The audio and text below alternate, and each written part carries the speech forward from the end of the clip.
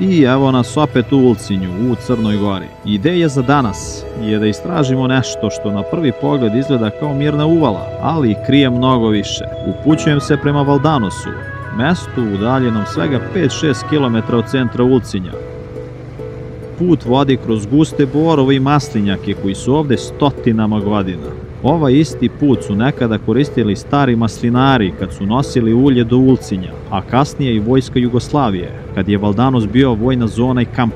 Danas je sve tiho, samo vetar kroz krošnje i miris soli u vazduhu. U početku misliš da ideš samo na još jednu plažu, ali kako se put uvija, shvatiš da zapravo ideš kroz vreme.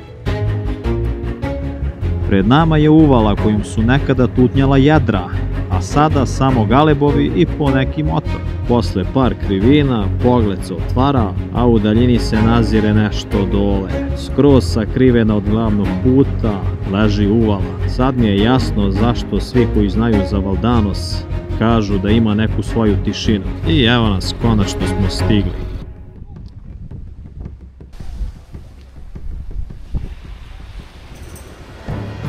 I evo nas, Valdanos, uvala koja nije samo još jedna plaža, već mesto gde se priroda i istorija smeju jedno drugom. Kažu da je ovo jedna od najslanijih plaža na Jadranu. Jeste da je trenutno malo prljavo, more je uzburkano od prethodnih dana, pa je nanelo dosta trave i granja. Ali i dalje ima tu svoju boju, onaj gusti plavi ocean koji se vidi samo u ovakvim uvalama. More je ovde mirnije nego na većini mesta jer je zaštićeno između dva brda i gotovo uvek bez velikih talasa. Plaža u Valdanosu posebno je po kamenju, glatkom, tamnom, kao da ga je neko brusio vekovima. I nije slučajno što se priča da kamenje sa Valdanosa ne treba nositi kući. Zabranjeno je zakonom, ali i po narodnom verovanju. Po priči meštana, kamenje sa Valdanosa nosi težinu mora. Ako ga poneseš kući, donosi nemir i nesanicu. Kažu da kamen pripada moru i da ne vole kad ga odnesu daleko od uvale. Stari ribari su pričali da more u tom slučaju traži nazad što je njegovo.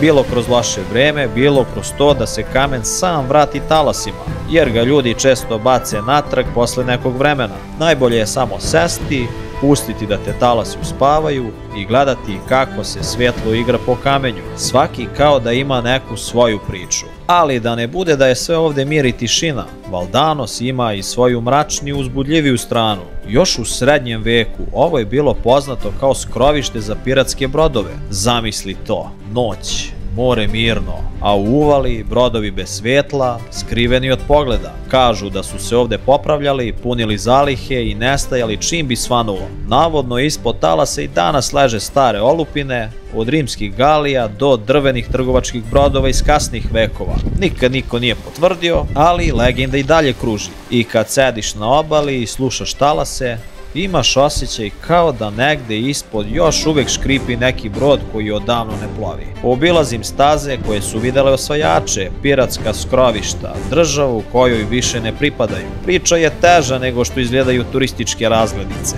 Dok sam tako šetao, primetio sam stare stepenice koji vode uzbrdo, skoro pa skroz razrušene. Lokalni meštani su mi rekli da tamo gore stoji nekadašnji vojni kamp iz doba Jugoslavije. Nisam mogao da odolim, morao sam da vidim šta je ostalo od njega.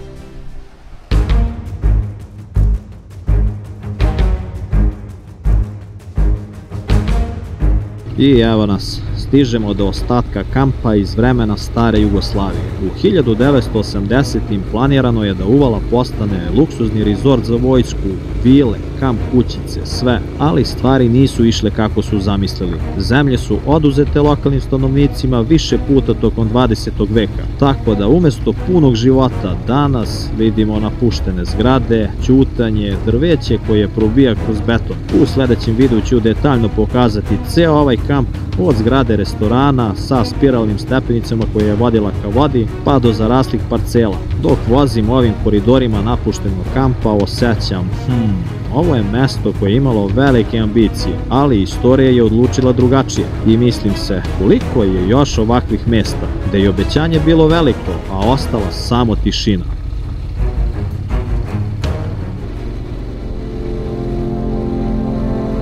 Krećem istom rutom nazad, kroz iste one krivine koje vode prema maslinjacima. I evo nas, sa obe strane maslinjaci, hiljade njih.